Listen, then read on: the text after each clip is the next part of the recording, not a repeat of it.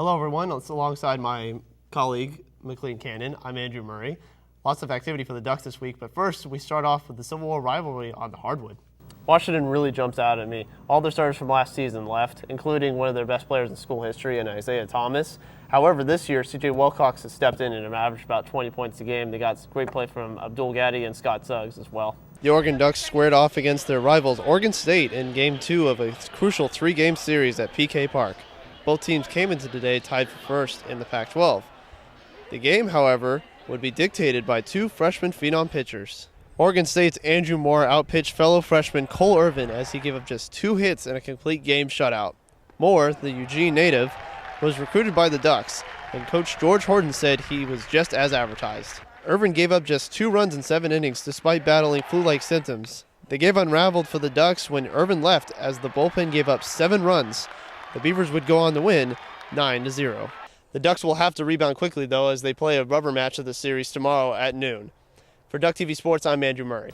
I think the Pac-12 is actually starting to improve from the last few years. I believe Arizona, UCLA, and Oregon are definitely shoo-ins at this point. Arizona State and Washington are probably wild cards. I think ASU sneaks in and Washington goes on a tailspin. The 2012-2013 season has been anything but smooth sailing for the Ducks women's basketball team as they rank dead last in the Pac-12 conference. Still, the team looked to finish the season strong as they hosted the 19th-ranked Colorado Buffaloes Friday night at Matthew Knight Arena. Started off with some pregame introductions. Jillian Eileen getting her groove on. In the first half, Janita Lamaleva buries a 3 to put Oregon on top 21-19. They trailed 3 at half. Second half action now, Colorado's Ariel Robinson returns the favor with a tray of her own to make it 36-29 Buffalo lead. Later on, the Buffaloes play keep away with some crafty ball movement before Rachel Hargis switches it in to make it 40-32 Colorado. But the Lady Ducks aren't quite done yet, as Devin Gowland will get the layup and one to make it a 40-52 deficit. But the Buffaloes prove to be too much to handle as Jasmine Saborov gets her own lay-in and makes it 57-44. Colorado would go on to win 60-49. The Oregon Ducks hosted the visiting Vanderbilt Commodores here Friday night at Matthew Knight Arena. The Commodores come in trying to get a huge out-of-conference win early in the season as they look to capitalize on their Sweet 16 run last year. The Ducks jumped out to an early 7-0 lead as Tony Woods accounted for the first 7 points for the Ducks. In his first game as a Duck, Arslan Kazemi led the team with 7 rebounds. Carlos Emery also chipped in with 9 points, including some ferocious dunks. But the true star of the night was senior team captain E.J. Singler as he led the Ducks with 22 points, 5 rebounds, and 6 assists as the Ducks went on to thrash the Commodores 74-48.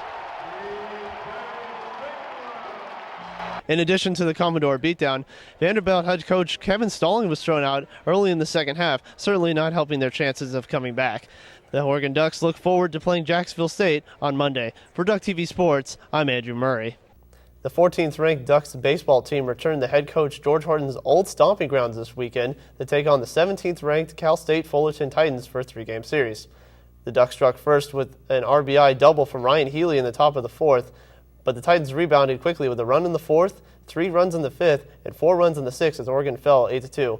The story was the same on Saturday as the Titans used another big inning with 3 runs in the first inning to claim 5-2 victory and a guaranteed series win over the Ducks.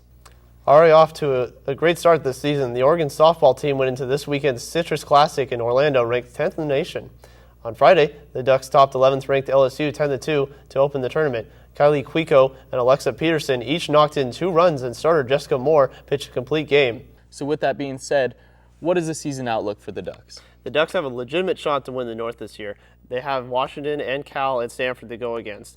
They'll probably end up finishing somewhere around 3rd best team in the entire conference. To me, it had to be how abysmal Keith Price looked. He threw behind his receivers the entire time. He threw that early pick 6 that just completely overwhelmed their entire offense, and he looked way below average. Andrew, what are some questions going into the season? Biggest question coming in is backcourt and experience.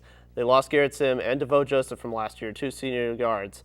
They have Jonathan Lloyd coming back, but he's only averaging 3 points a game. So look for Dominic Artis and Frederickson III to come in and fill the void quickly.